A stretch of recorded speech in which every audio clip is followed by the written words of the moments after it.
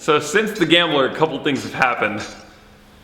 We've had to assess the vehicles. We broke a lot of stuff and I haven't trimmed my beard.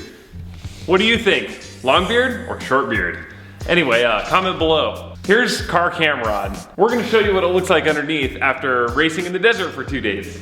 I had a really good day at the junkyard today because I got a bunch of parts I needed for this for really cheap.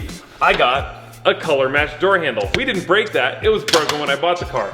I got a color matched window, and when I say color matched, I mean purple, because this thing has old purple tint. I got the pieces of door trim that we broke taking it apart, and I got the window frame, because if you look carefully in the slow-mo video of the bowling ball going through the window, it actually hit the window frame and it bent it really bad, so no window was ever going in it again. Aside from the stuff we broke on purpose, we had 4 different tires on the right rear of this car, and the last one we put on there ended up with a nail in it on the way home. It's still in there. But let's take a look underneath. So there's oil streaked from back to front, and that is from a leaky oil pump. Now if you see this oil pan on the ground here, here's the oil pump. The O-ring actually shattered into a bunch of pieces. It is hard as a rock. That's not an O-ring anymore. They're not supposed to do that. That's an O-ring. The transmission pan is crushed up and is seeping a little bit. I probably won't do anything about that. The oil is everywhere.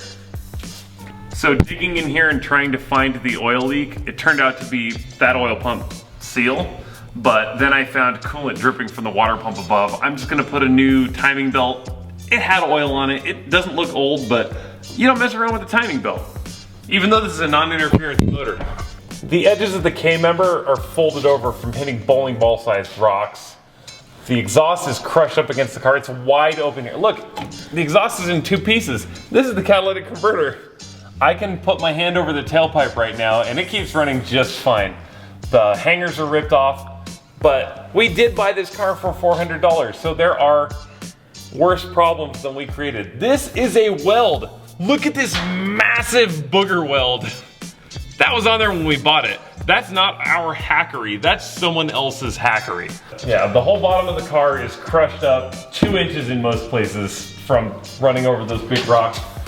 We got really lucky here. The brake lines and the fuel and fuel return lines got bent slightly, but barely.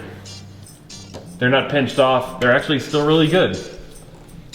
Other than that, it's kind of a piece of junk, but we will get it all nice back together, reliable, pass emissions, and either sell it to another gambler or someone in need.